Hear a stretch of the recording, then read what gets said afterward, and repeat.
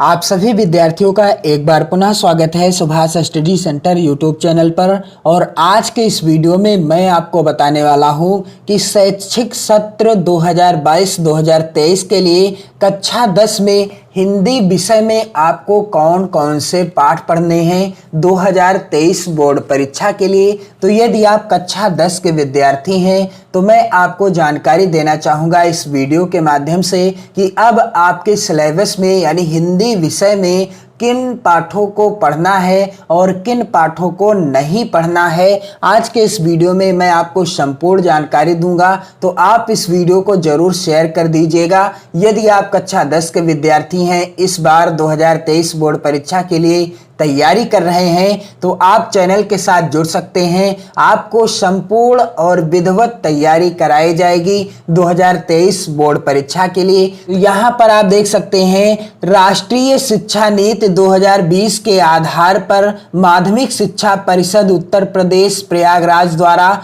शैक्षिक सत्र 2022-2023 के लिए प्रकाशन हेतु यह किताब नए सिलेबस पर आधारित है। यहाँ पर आप देखेंगे कि आपको किन पाठों को पढ़ना है और कौन से पाठों को नहीं पढ़ना है। यहाँ पर आप देख सकते हैं राजीव प्रकाशन की यह किताब है कक्षा 10 हिंदी विषय की। और यहाँ पर आप देख सकते हैं OMR आधारित प्रतिदर्श प्रश्न पत्र सहित, अर्थात कहने का तात्पर्य है कि आपकी परीक्षा अब 50 अंकों की जो होगी, 50 अंकों की जो परीक्षा होगी वह होगी वर्णनात्मक, जैसा कि आप कक्षा 9 में दे करके आए हैं। और 20 अंकों की अर्थात 20 प्रश्न पूछे जाएंगे। कितने? 20 प्रश्न पूछे जाएंगे बहुविकल्पी के रूप में, जिनका उत्तर आपको OMR शीट में फिल करना है। और आप कमेंट करेंगे तो मैं जल्द से जल्द इस नए पैटर्न पर आधारित यानी नए सिलेबस पर आधारित मॉडल पेपर से भी रिलेटेड वीडियो उपलब्ध करा दूंगा आप सभी के लिए,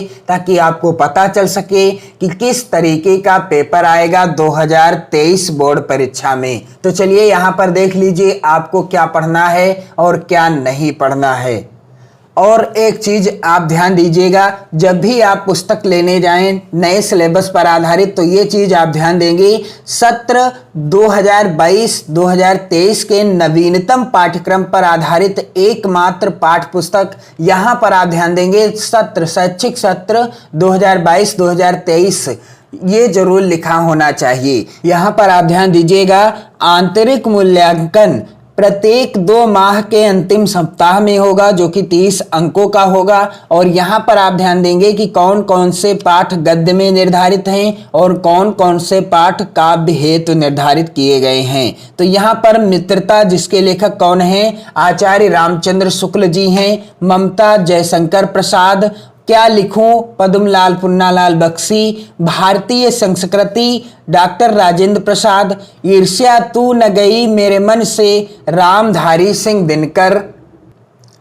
अजंता भगवत शरण उपाध्याय। और पानी में चंदा और चांद पर आदमी, जिसके लेखक कौन है? जयप्रकाश भारती। तो गद्य खंड हेतु इतने पाठ निर्धारित हैं, मित्रता, ममता, क्या लिखूं, भारतीय संस्कृति, ईर्ष्या तो न गई मेरे मन से, अजंता, पानी में चंदा और चांद पर आदमी। और यहाँ पर आप देख लीजिए काव्य खंड हेतु यानी काव्य हेतु आप क्या क्या पढ़ेंगे इस बार 2023 बोर्ड परीक्षा के लिए? सूरदास जी के पद, तुलसीदास जी का धनुष भंग, वन पथ पर, रसखान जी के सवैये और कवित्त, बिहारी लाल के भक्ति और नीति के दोहे, सुमित्रा नंदन पंत के द्वारा रचित कविता चींटी और चंद्रलोक में प्रथम बार, महादेवी वर्मा जी के द्वारा रचित हिमालय से और वर्षा सुंदरी के प्रति, राम नरेश त्रिपाठी जी के द्वारा रचित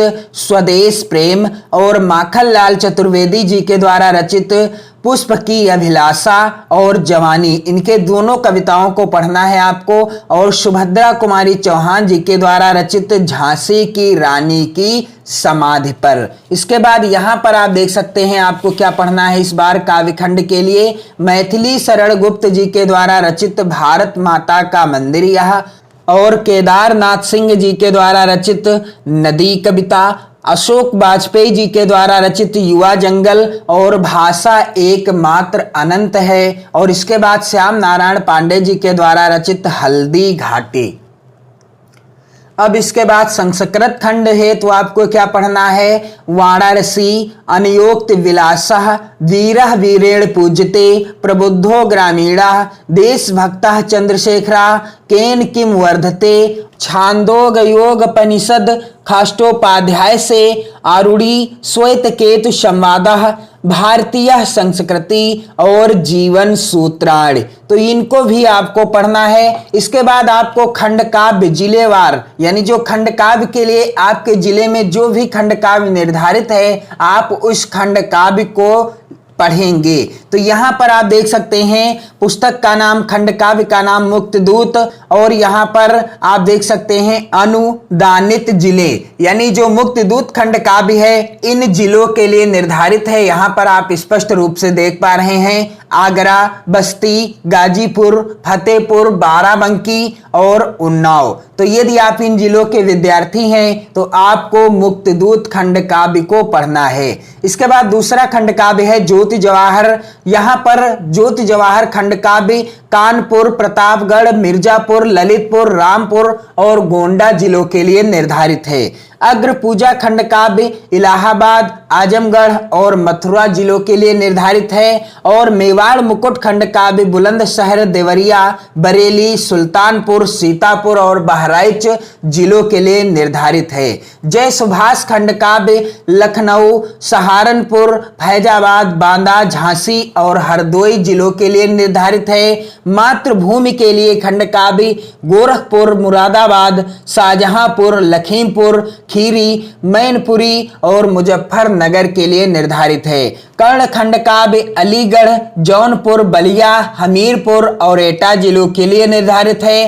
कर्मवीर भरत खंड काव्य मेरठ, फर्रुखाबाद, पीलीभीत और रायबरेली के लिए निर्धारित है। तुमुल खंड काव्य वाराणसी, इटावा, बिजनौर, जालौन और बदायूं जिलों के लिए निर्धारित है। यहाँ पर आप देख सकते हैं उपर्युक्त के अतिरिक्त अन्य जिलों या नए सृजित जिलों में खंड काव्य पूर्व वर्षों की भांति यथावत पढ़ाए जाएंगे या पढ़े जाएंगे। तो आप अपने जिले के हिसाब से खंड काव्य को भी तैयार कर लीजिएगा। जो खंड काव्य आपके जिले के लिए निर्धारित है आप अपने शिक्षकों से जानकारी प्राप्त करके उसी खंड काव्य को पढ़ेंगे, शेष खंड काव्य को आपको नहीं पढ़ना है। तो आप कमेंट करके जरूर बताएं कि आप इन दिए गए जिलों में से किस जिले के विद्यार्थी हैं, और आप इस वीडियो को ज्यादा से ज्यादा अपने सहपाठियों में शेयर कर दें ताकि मैं आपको जल्द से जल्द 2023 बोर्ड परीक्षा के लिए विधिवत तैयारी करना स्टार्ट कर दूं। तो आप अभी से अब तैयारी करना स्टार्ट कर दें, क्योंकि अब आपका नया सिलेबस जो है आ चुका है। आप यहां पर देख भी सकते हैं यह नए सिलेबस पर आधारित पाठ्य पुस्तक है हिंदी विषय की। इसी तरह से हिंदी विषय, गणित विषय, संस्कृत विषय, विज्ञान विषय, सामाजिक विज्ञान विषय, सभी विषयों से रिलेटेड नए सिलेबस पर आधारित पाठ्य पुस्तकें आ चुकी हैं। आप उन्हें प्राप्त कर लें और 2023 बोर्ड परीक्षा के लिए तैयारी करना अभी से स्टार्ट कर दें। जय हिंद।